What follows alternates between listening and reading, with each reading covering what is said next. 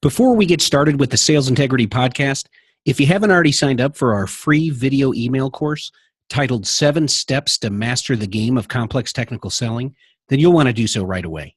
If you're listening on your phone, then simply text the word SI Course to the number 44222 or visit mastercomplexsales.com. Again, text the word SI as in sales integrity, so SI course, which is all one word with no spacing at all, to the number 44222 or visit mastercomplexsales.com. Now let's get started with the podcast.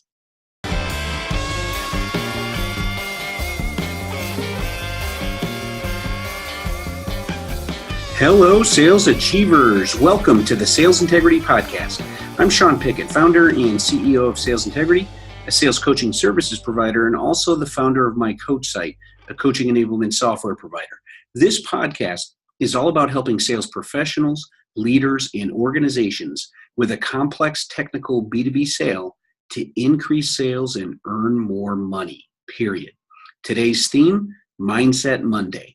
On Mondays, I will get you in the right mindset for the week with one thought that can help you improve your sales game and possibly challenge the old way of thinking with new innovative ideas to succeed in the real world of selling as it stands today. So get ready to get this week off to a great start with today's Mindset Monday topic. And with that, let's get today's episode rocking and rolling.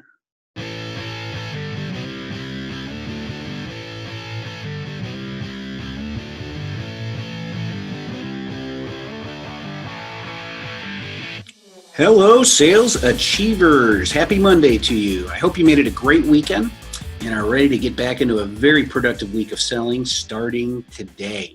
Today is Monday, so that means one thing on the Sales Integrity Podcast. It's Mindset Monday. So let's get started. On the Finish Your Friday episode last week, we focused on the two crucial skills of top sales achievers, which are follow up and follow through. If you think those two skills are the same thing, then think again. If you haven't already done so, then you will definitely want to go back and listen to that episode. You will learn the subtle differences between the two concepts and, more importantly, how you can apply those skills to improve your overall sales game so you can sell more and earn more. Now, today's Mindset Monday topic is going to pick up right where we left off with an emphasis on professional persistence and, more specifically, the power of professional persistence. Now, you might be thinking, what's the difference between persistence and professional persistence? I'm glad you asked. Shows you're paying attention. Nice job. First off, let's look at the definition of the word persistence. It means firm or obstinate continuance in a course of action in spite of difficulty or opposition. Now, let me throw a monkey wrench in here. Let's look at the definition of the word pest. It means a destructive insect or other animal that attacks crops, food, livestock, etc. Now, that's not the exact definition of that word I was seeking, but it was the first definition listed upon my research. It is also worth noting that if you are too persistent or persistent beyond reason, then you will be seen as this destructive insect or animal to your prospects and customers. You will simply be seen as a pest. However, let me offer up another definition of the word pest that describes human beings. It means an annoying person or thing, a nuisance. Now, that sounds more like the description of a salesperson who continues to call, email, text, and whatever other form of communication they use to pester a prospect or customer without a purpose. You see, the key phrase here is without a purpose. So now, let's look at the definition of the term professional persistence. Well, there really isn't one. So I'm going to make one up based on my experience with both applying this concept as well as coaching B2B tech sales professionals to apply this concept with great success.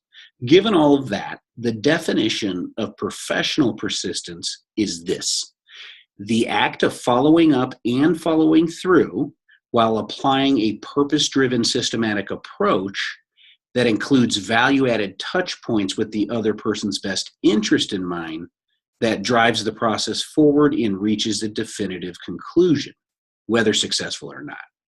Wow, that's a mouthful, right? Well, let's unpack this a little bit, shall we? First of all, as we learned last week on the Finisher Friday episode, the act of follow up and follow through are related, but two different sides of the same coin. So you need to apply both skills within the professional persistence approach by following up on each immediate next step, which ultimately allows you to follow through until reaching a conclusion to the process. Next, I will highlight the phrase, while applying a purpose-driven systematic approach that includes value-added touch points with the other person's best interest in mind. For this to happen, you must apply the Make Your Sales Pop mindset mantra we discussed on last week's Mindset Monday episode.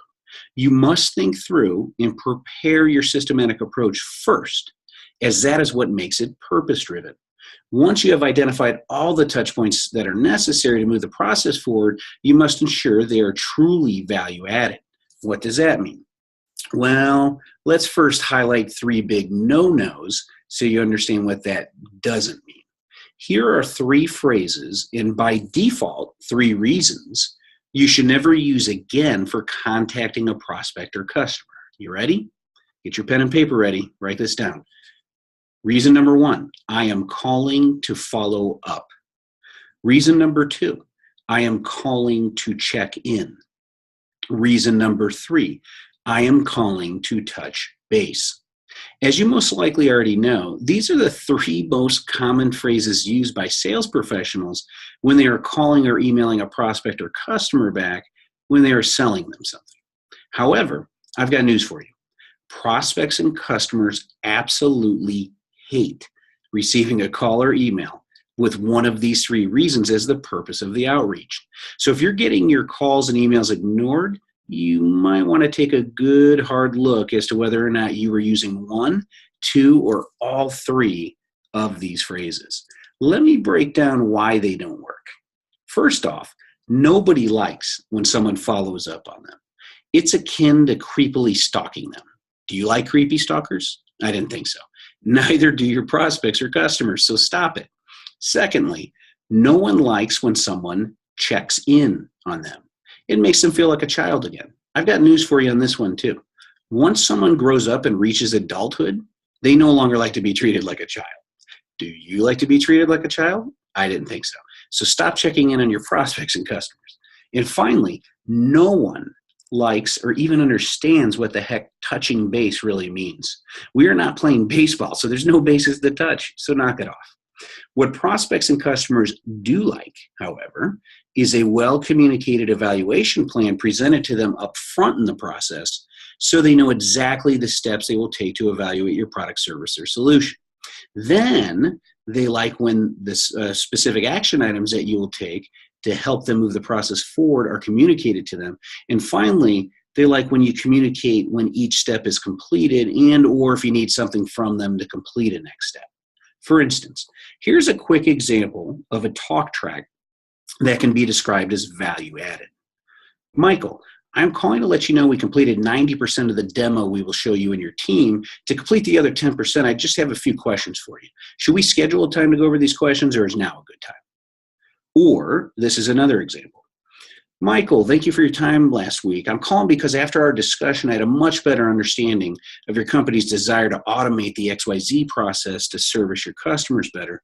Now, Michael, based on our conversation, I was able to find 3 examples of other companies we helped achieve the very same results you are seeking. I'd like to share those case studies with you to help you with your evaluation. Should we schedule a time to review those case studies, or is now a good time to do so? As you can hear, these are purpose-driven and value-added touch points that will move the process forward and help the customer with their evaluation. The first talk track insinuates we had already agreed to a demo, which is the value-added next step or touch point, so I earned the right to call and discuss this matter with the prospect. The second talk track insinuates that I was in the very early stages of the sales cycle with the prospect I have not yet established a trusting relationship with. So the example highlighted a really creative touch point to demonstrate that I listen and to establish credibility by reviewing some case studies. This purpose-driven action item will help the client with their evaluation while moving the process forward for me as a sales professional. So that's a win-win there. You see, customers are far too busy to simply chat because you were following up on your last conversation to see if they needed something else that is undefined and you're putting it on them to try and define it. Or because you were checking in on them like they're at a junior high sock hop dance. Or because you are simply touching base. And again, whatever that means. In summary, you should clearly communicate upfront what the process looks like moving forward with very specific steps in the process that involve both the prospect and yourself throughout the buyer's journey. Furthermore, you need the prospect to agree with the plan, or better yet, have them help you customize the plan to fit their agenda.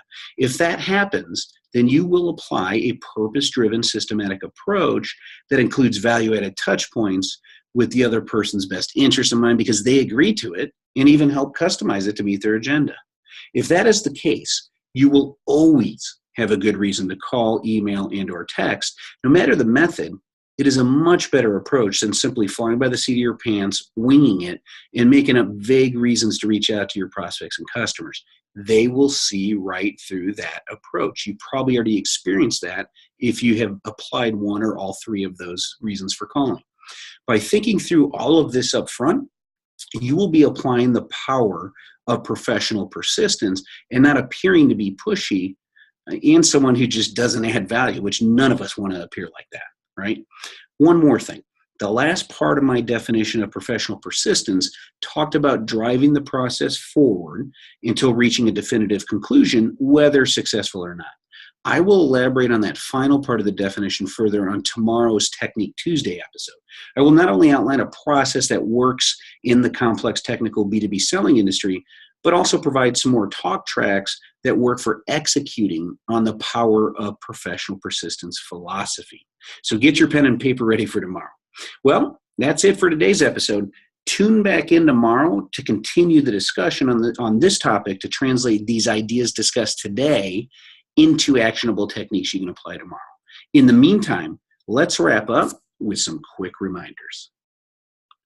All right, we are in week 3 here of the new Sales Integrity Podcast. Thank you to everyone who's provided positive ratings and reviews on iTunes, as well as just have sent me some personal notes through either email or just giving me a call to let me know what you think about the podcast. Thanks for all the feedback that you provided on helping me improve the podcast. Hopefully, the audience is starting to notice I'm trying to be more succinct and have the episodes be a little bit shorter. That was one of the feedback that I provided early on.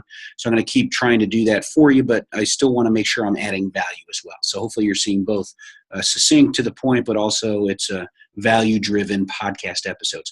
That leads me to my first reminder. If you have any ideas on what you want me to cover here on the podcast, you get a sense now of what the show's about after 2 weeks. Please send those directly to me. You can use the email address asksean@salesintegrity.com. So ask as in asking a question, and then I spell Sean the Irish way, S-E-A-N. So asksean@salesintegrity.com. Go ahead and just send me some ideas on what you want me to cover on the show, or you can even ask questions, and I'll keep it anonymous if you want, or I could say your name if you want. So just let me know that in the email. So that's reminder number 1. Reminder number 2, we created a B2B tech sales professionals group, one on LinkedIn, one on Facebook. So go join the conversations there. It's a great way to connect with like-minded sales professionals in your industry. And then you could also submit questions there or ideas for what you want me to have on the podcast. I take a look at it there as well. And then next, if you haven't subscribed to the free 7-day video email course, you'll want to do so. It provides you 7 specific tips or tactics, actually, that you can customize for what you're selling and immediately apply it in the real world of sales. So it's titled 7 Steps to Master the Game of Complex Technical Selling. You can sign up for that. Again, it's free. You can sign up for that at mastercomplexsales.com or by texting the word SI course to the number 44222. And then finally, if you haven't subscribed to the podcast on iTunes or SoundCloud, please go ahead and do so. If you're on iTunes, I realized through the feedback I heard from others that they said they were trying to give me a rating in a review, but they couldn't figure out how to do so. Once I dug into it, it's not so simple. What you want to do is when you're on your iPhone, you're in the podcast app, you can't give a review directly in the podcast. I'm not sure why they don't allow it, but they don't. So what you want to do at the bottom, you'll see the search button. Click on that search button, type in Sales Integrity with a space in the middle, Sales Space Integrity. My podcast will be the first one that comes up.